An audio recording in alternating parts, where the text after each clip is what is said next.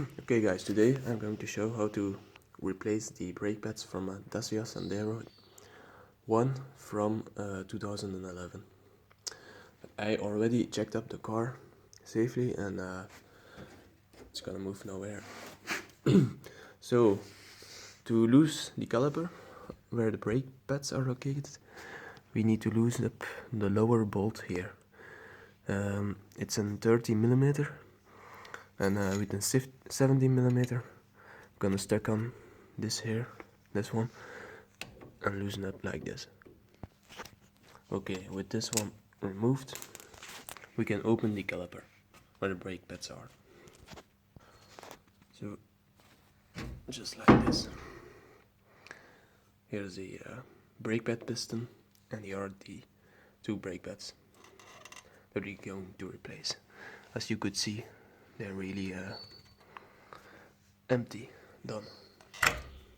So, loosen up brake pads. Check the discs, are they still good? No cracks or damage on the discs. Looks good. Okay, sometimes they can be stuck, so give a nice little tick with the hammer and then it will come loose.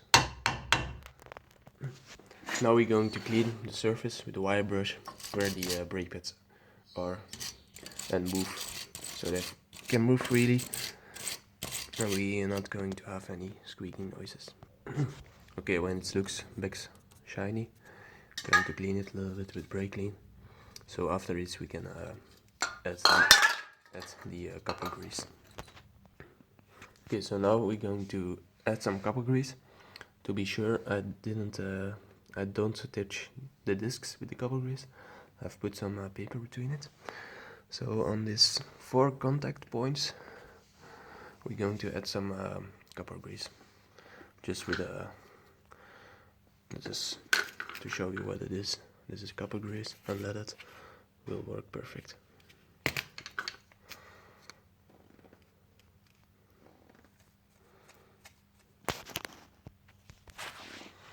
We're also going to put a little bit on the contact points on the brake pads itself, so it's well greased.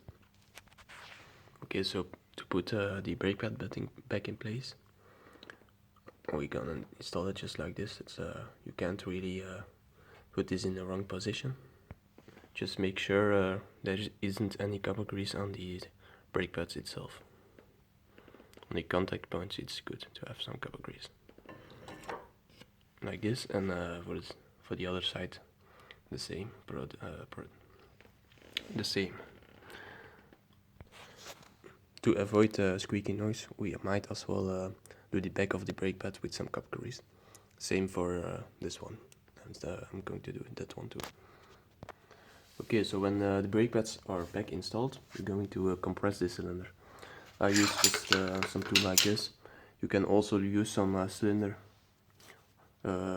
compressors, but this one works fine. Okay, so put it between the piston and the mount there, and just turn it till it can't turn any further. Okay, when you can't go any further, you know it's compressed well. So you can see it's completely compressed. So now we can turn it back on and see the brake pads on in the good position. Okay, so when it slides back on, just put this bolt far enough, push it, and then we can add the new bolt. The new set comes always with some new bolts and some thread lock. You can also replace this one. It's not needed that well, but to make sure it's still safe, you can replace that one too. Okay, so when this is back nice and tight, the new brake pads are installed, and for the other side it's the same. It's the same. So good luck, guys. And also before you start driving, push the brake pedal a few times so the piston is back completely on its place.